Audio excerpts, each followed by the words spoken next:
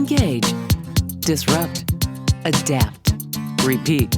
You're listening to Pure Reinvention, the podcast for curious people. Misty, Dan Gilmartin is one of our founding members of our CEO circle that we participate in, and I have always enjoyed what he has to say. And he taught you a really important lesson and kicked your butt over into Detroit to open your eyes a little bit. He did. I actually had gone to Dan and was wanting to make a difference in the association world and was looking at a lot of different options, and he just simply said, I think you ought to spend some time in Detroit. And that, Misty, for me, that was not a real comfortable place for me to spend some time. Oh, I believe it. But I learned, and I had an opportunity to get involved with the strategic planning for the ASAE conference that's coming in August of 2015. Was partnered with a fabulous person there at the Detroit Metro CVB that I was able to learn from. And Detroit became comfortable with me, and I really started to learn a lot. And that was, for me, an adventure that I think will last a long time. Well, you have a lot of thanks to owe Dan, then, for that experience. I owe a lot of thanks to a lot of people, and Dan is one of them, that is for sure. I think that Dan had some really interesting conversations to share with us in this podcast about innovation, about kind of keeping your finger on the pulse and looking to see what's happening. So we've got some good things to look for. I think there's going to be so many lessons that when we come back at the end of this interview and really kind of highlight some of those key thoughts for people to have as takeaways, we're going to have a lot of fun with it. Great, let's listen in. We are really excited today to talk to Dan Gilmartin. Dan is the Chief Executive Officer and Executive Director of the Michigan Municipal League. Dan, welcome. Mike, great to be here. Dan, you were the one who really started to make me understand the power of reinvention. When I asked you about opportunities within the association world, and you shared with me that it might be wise to spend some time in the city of Detroit understanding what was happening there. Mm-hmm. Can you tell me why you thought that adventure of going to Detroit and spending time was so important? Yeah, I think Detroit, I think it's on its way to being one of the great comeback stories of our country. It's certainly not there yet, but when it comes to innovation, I learned early on from somebody a lot smarter than I that we have a tendency to innovate when we're in crisis. And something that was a little bit foreign to me was we innovate at the edges of our own competencies.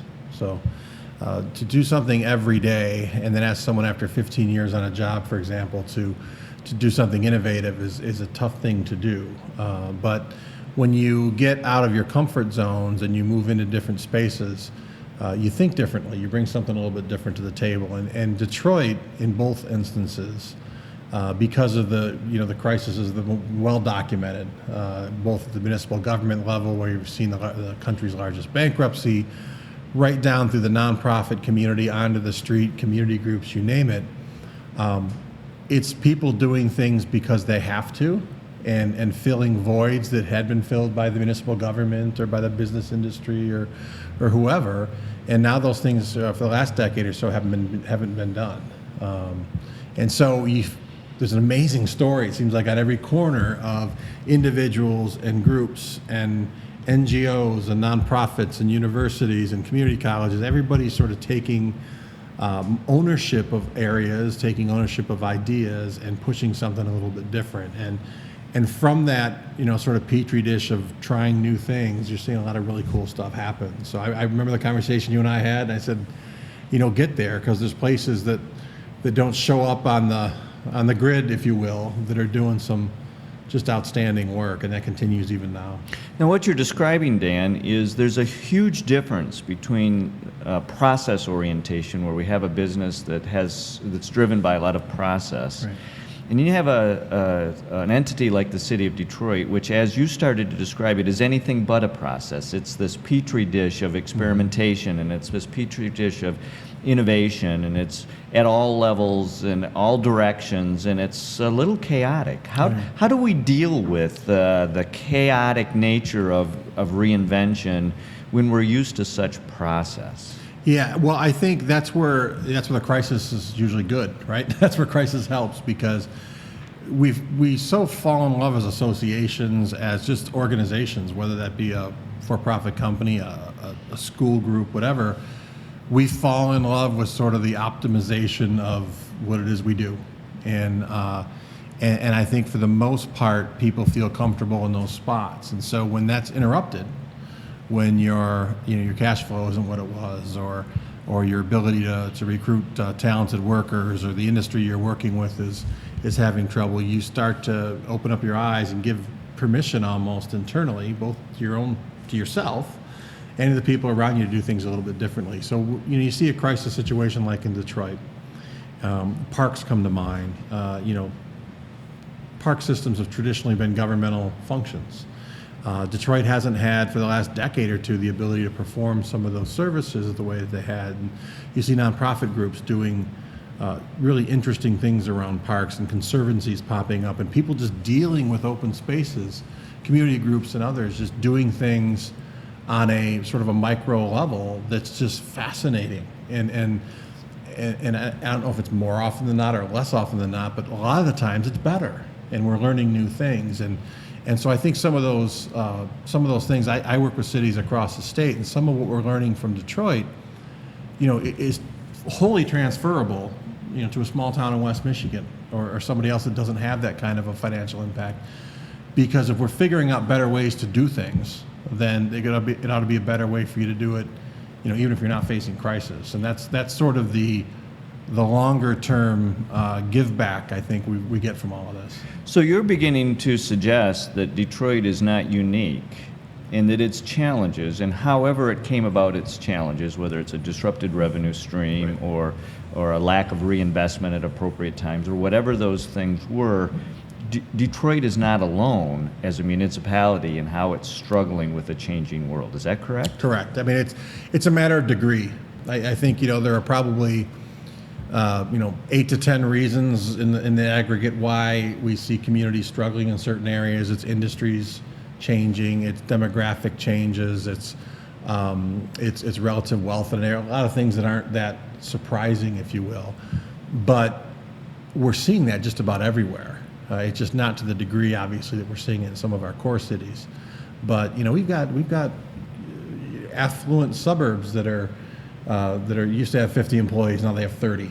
That used to have a $40 million budget, now they got a $32 million budget. And it's the way of the world in a whole bunch of different ways. People are demanding a different level of services. What the cities are able to offer is a lot different, and we've just got to figure out new ways of doing things. So it's easier to innovate again in that situation where there's crisis. There's no one there to tell you can't do it that way.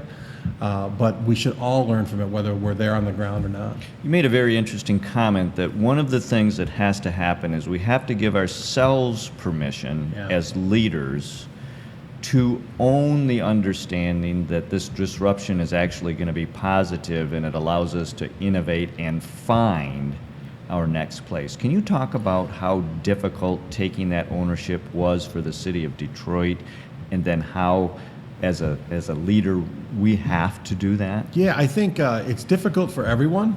It's certainly difficult in success. There's an old phrase, and you probably know it. I'm forgetting all of it, but sort of the seeds of our failure are built in our success, or are planted during our successes, because we sort of fall in love with something.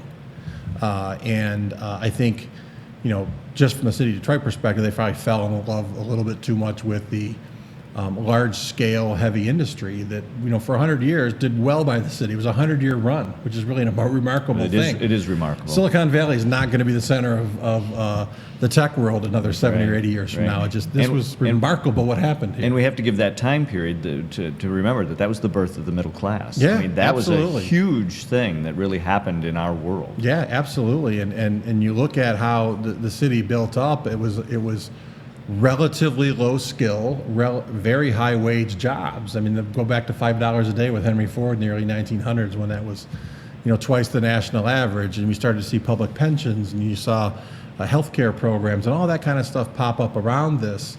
And it worked, and it worked wonderfully. And now those industries are completely differently. There's global competition.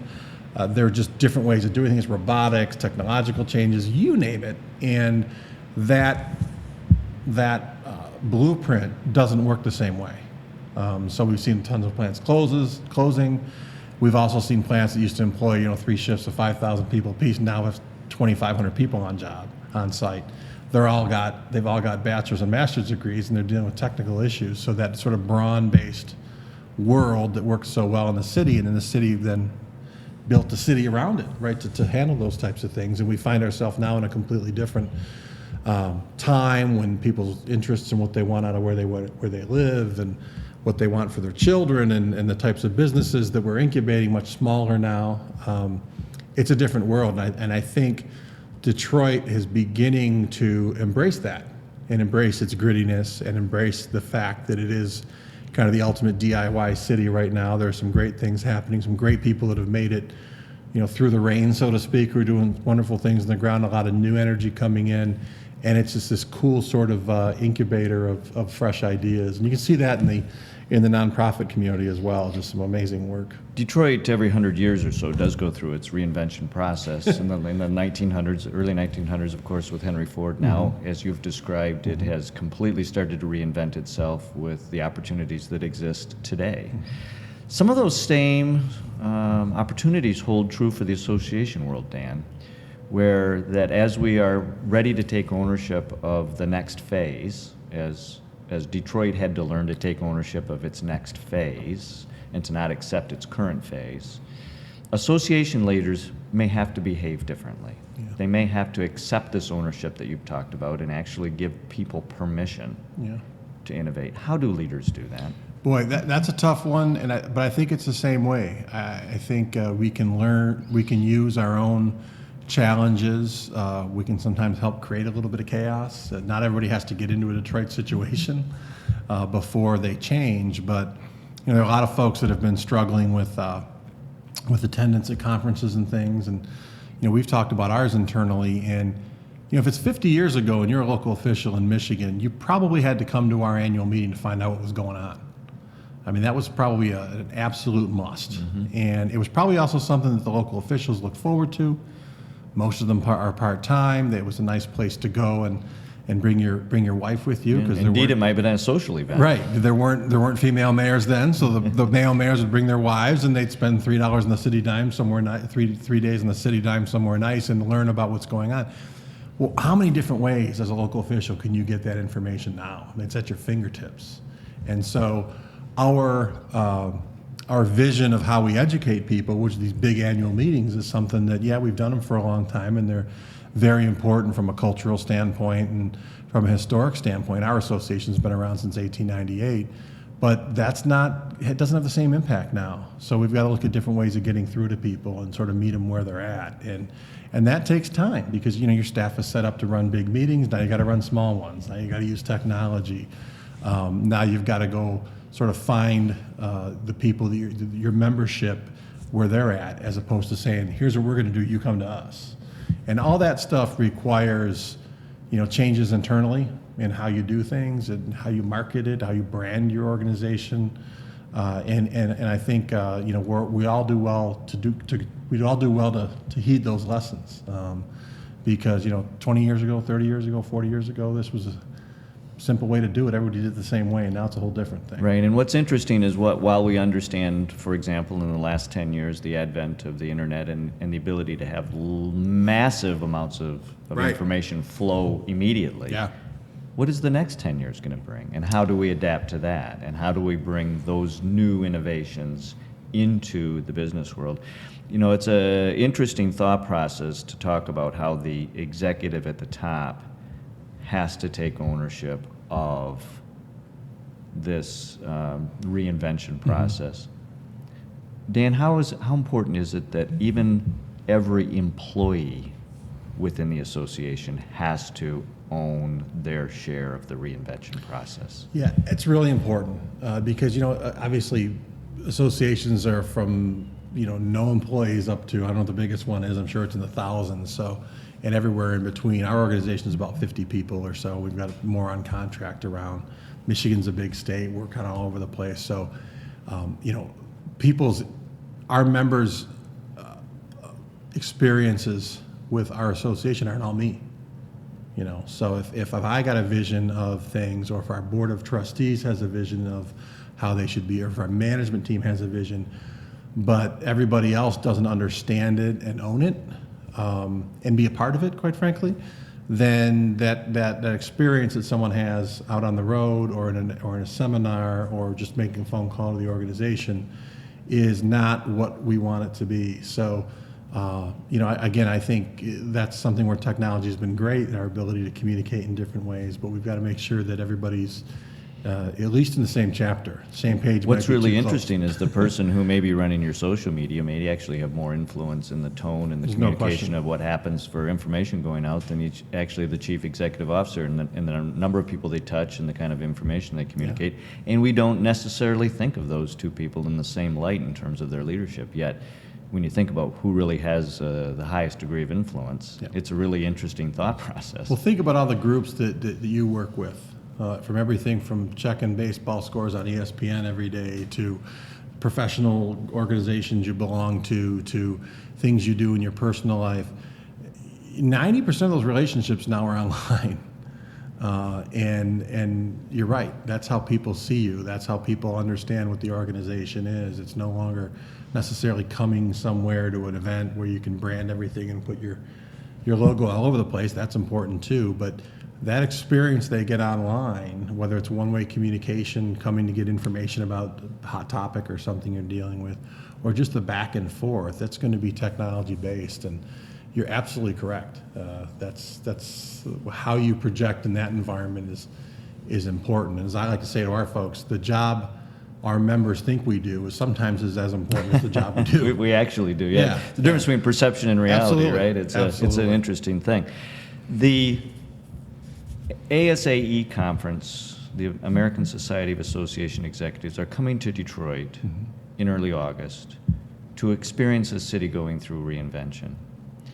For those who are not from Detroit, who will be perhaps looking at Detroit with a little different lens, what would be some of your guidance on how these ASAE attendees need to be approaching the city of Detroit, and what kinds of things should they be looking for that highlight some of what we've been discussing today? Yeah, I find the energy, and back to what, let's practice what we preached a little bit from a few minutes ago. Get outside your comfort zone a little bit.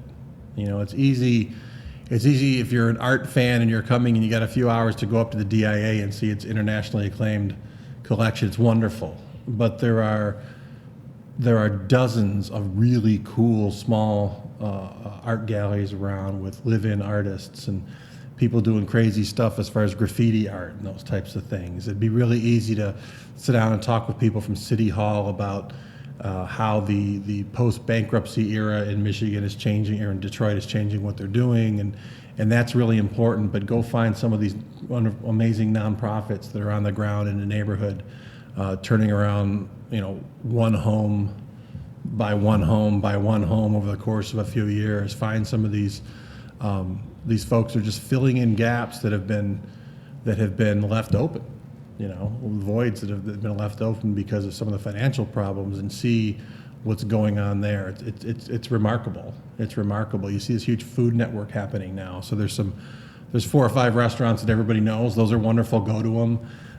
But it seems like every week we're finding another out of state chef who's coming here to start their dream, because you can come to Detroit still relatively cheaply and push something, whereas the cost of doing the same kind of thing to enter into the market in Chicago or New York is exorbitant. You need $3 or $4 million to open a restaurant. Here you can kind of do it on the street, if you will. And so you see that everywhere, and you see people just sort of bootstrapping their way along, and it's I think both inspiring, but again, it's something we can all learn from.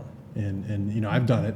I've learned a lot from it. I know you have too, based upon some of the conversations we've had, just seeing people just filling voids and doing cool stuff. It is. It's a phenomenal, using your words, it's a phenomenal experience if you can use the city of Detroit as an example and say, okay, in the association world, find your energy. Experience what that energy feels like by being right at the street level, at the real member level, to experience that energy and find your dream. I mean, those were the words that you used. Yeah, absolutely. That's going on in the city of Detroit that absolutely could be the passion that you reinvigorate an association with, which is experience the energy and find your dream. Yeah, I think our staff gets energized by those types of things. I think it's important as an association executive to provide some of that inspiration to the membership. because it doesn't matter what you're in. We represent local units of government across the state, so we represent local officials who are elected to office and people in appointed office who've made this their careers. And people run for mayor for big things, right? Yes. I'll be the mayor of my town. I'm going to change it around. Yes. And they get there, and the first day they've got union contracts, and they do sidewalk ordinances for 3 months. Yes, all the boring stuff you have to do. Right, all their neighbors come in and yell at them because their snow wasn't plowed and the grass wasn't cut.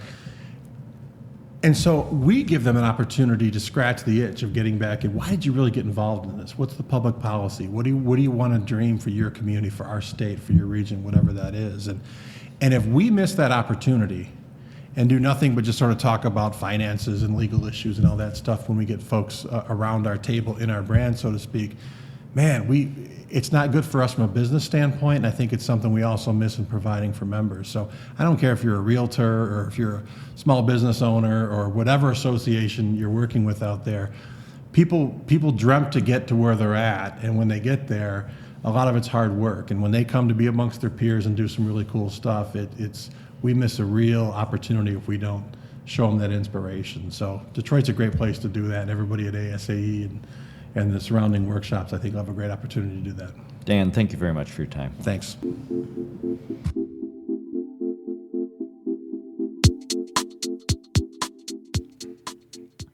Wow, I think you and Dan could have talked for a lot longer if you were left to your own devices.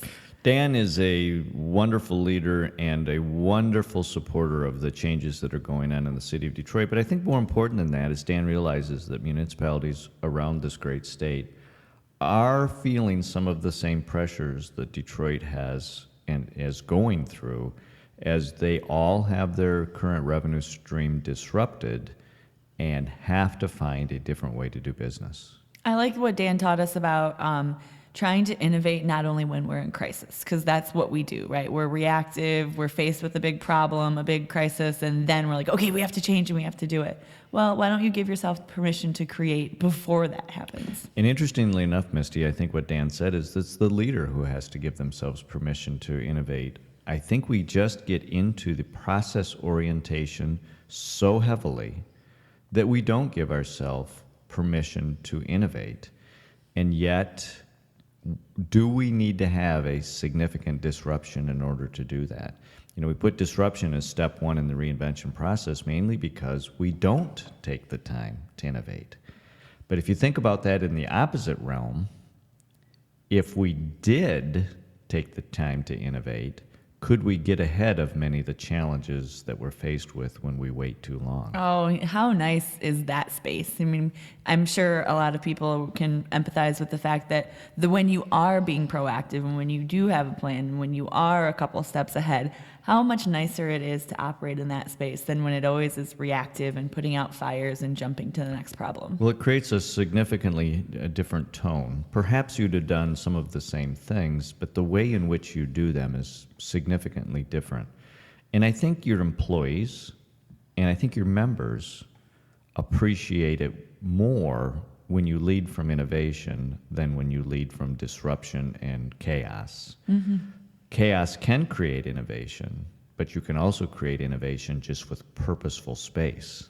And I'm glad you brought up the employees, because Dan had a really good point about the vision has to be owned by everyone. You have to articulate it and get your employees to take it on, because then your member gets a consistent experience from the people that are monitoring the social media presence to the people that are picking up the phone and answering it and working with the members every day. I think there's a lot of people that sometimes have trouble understanding why we use Detroit as an example of what associations may be going through as we look ahead. But Detroit as a city ended up with a lot of vacant space over the years.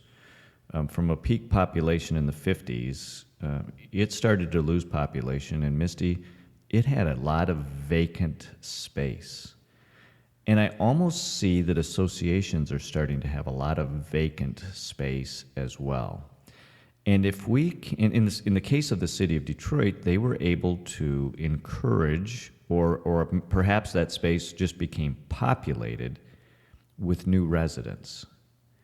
And so the interesting correlation for associations is, what if this empty space in associations could be populated with new members who could own that space, who could create their own innovative solutions, who could start to change what the association did, just like the new residents of Detroit are changing the way the city behaves. Wow, we haven't talked about this before, so now I feel like I can't even have a good conversation because I need to process that. That's such an interesting idea, but you're right. Dan said that the organizations in Detroit now are filling in the gaps that the financial crisis left and kind of moving in, and you're right, that's a great example for the association space right now. And what is really intriguing to think about is the new emerging professionals that are coming into the association world. The number one criteria that they have is they want to own it. Mm-hmm.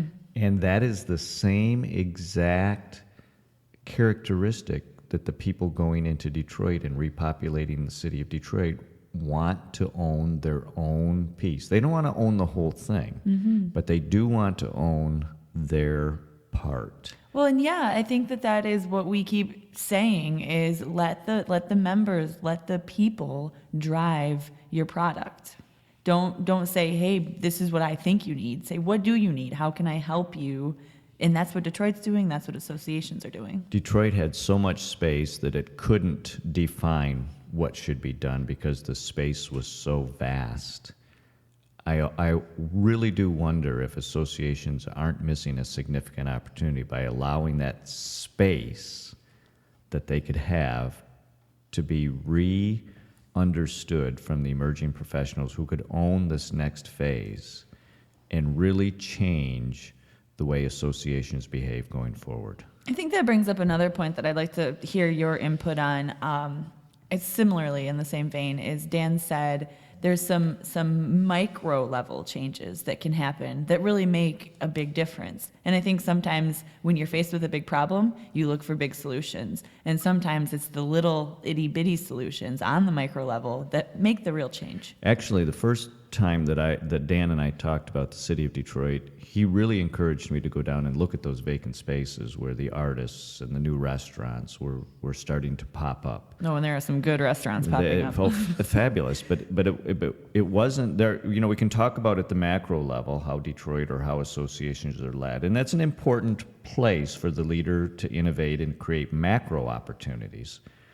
At the same time, Detroit is teaching us about micro opportunities, how at the very basic level, in order for associations, that would be at the member level, you create opportunities in space where people can populate, where people can congregate, where members can find their own unique way that they can satisfy what they're looking for.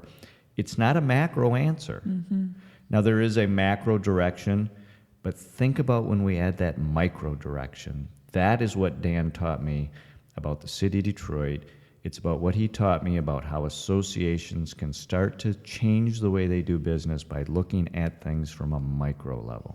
And the MML is doing a great job within cities and municipal places, municipalities that they're placemaking. That's their buzzword, and it makes sense. And associations should be placemaking just like cities are. Could do the exact same thing, and recognizing that when we can lead from both ends at both the macro and the micro level, we've actually transitioned to be quite a significant leader. Well, this is a lot to think about. I've enjoyed this conversation. I think we learned a lot from Dan.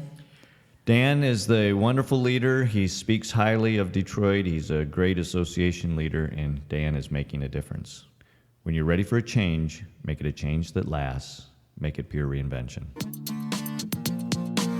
Thanks for listening to this episode of Pure Reinvention. Keep the conversation going and get alerts when new podcasts are up by following us on Twitter at Pure Reinvention or sign up for our mailing list at purereinvention.com.